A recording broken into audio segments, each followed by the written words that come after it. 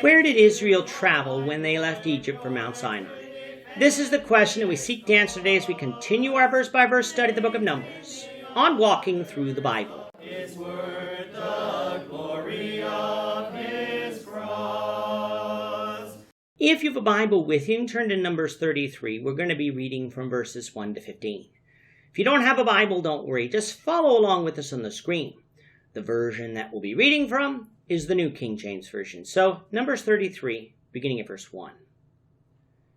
These are the journeys of the children of Israel, who went out of the land of Egypt by their armies under the hand of Moses and Aaron.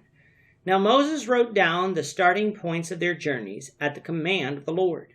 And these are their journeys according to their starting points.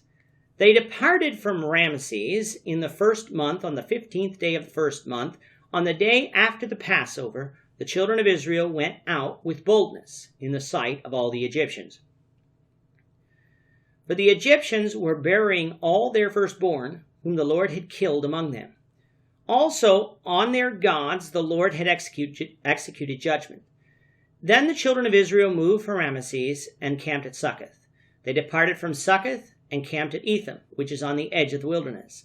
They moved from Etham and turned back to Pi-Hahiroth, which is east of Baal-Zephon, and they camped near Migdol. They departed from before Hahiroth and passed through the midst of the sea into the wilderness, went 3 days' journey in the wilderness of Etham, and camped at Marah. They moved from Marah and came to Elim. At Elim were 12 springs of water and 70 palm trees, so they camped there. They moved from Elim and camped by the Red Sea. They moved from the Red Sea and camped in the wilderness of Sin. They journeyed from the wilderness of Sin and camped at Dophkah. They departed from Dophkah and camped at Alush. They moved from Alush and camped at Rephidim, where there was no water for the people to drink. They departed from Rephidim and camped in the wilderness of Sinai. We're now within a dozen lessons of completing our study of Numbers and moving on to our study of the Gospel of John. However, the Lord willing, when we return to the Old Testament after our study of John, we're going to be looking at the book of Deuteronomy. The word Deuteronomy means second law or repetition, as it gives us many of the same laws that we found in Exodus, Leviticus, and Numbers for the second time, although there are some laws that we'll be reading for the first time, along with the history of Israel. Well, what we have here in Numbers 33 is a taste of what the book of Deuteronomy has in store for us, in that we have a history of Israel told all the way back to Egypt. Why would God have Moses copy this down for Israel again? Well, first of all, Moses was the person who was recording the books of Genesis, Exodus, Leviticus, and Numbers for Israel. Each Israelite didn't have their own personal copy, and since this wasn't the generation who experienced much of these events, though some might have been teenagers at that time, it was necessary that they know their history and what God had done for them before they go in and conquer Canaan and begin to settle there. What happens if they didn't know their history?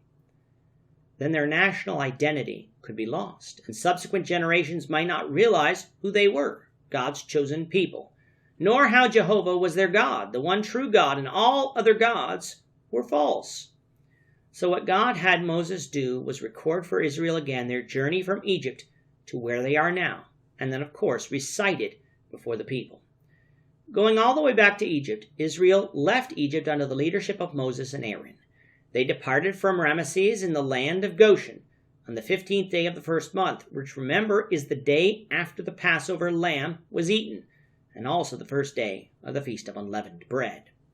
From Ramesses, they crossed over into what we call the Sinai Peninsula, but which we have been stating in this podcast is not where Mount Sinai was actually located. Instead of taking the direct route to Canaan, which would have been by the way of the land of the Philistines, the northern route, Israel turned south and went to Succoth. From Succoth, they went as far south as they could go until they came to the Red Sea, at which point they turned east and came to Etham. Being trapped by the mountains to the north and the Red Sea to the south, and with Pharaoh's army in hot pursuit, Israel turned back towards Pi-Hahiroth and camped near Migdol.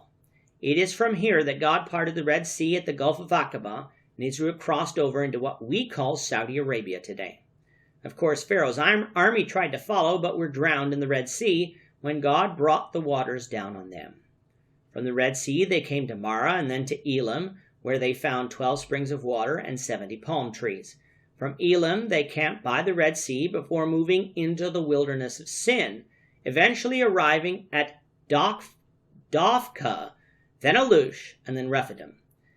At Rephidim, 2 things happened to them. 1, there was no water for them to drink, and God, through Moses, gave them water from the rock.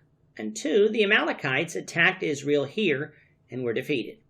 From Rephidim, Israel came and camped in the wilderness of Sinai, where they received the law and built the tabernacle.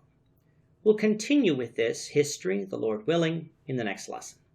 With that, our time is up for today. The Lord willing, we hope you'll join us for tomorrow's discussion of Numbers 33, verses 16 to 37, as we continue our walk through the Bible, one verse at a time. Thank you for watching today's episode. We hope that you found it edifying and ask that you not only subscribe to our channel and podcast, but that you like and share this episode among your friends, so that the saving gospel of Jesus Christ can go out to the whole world.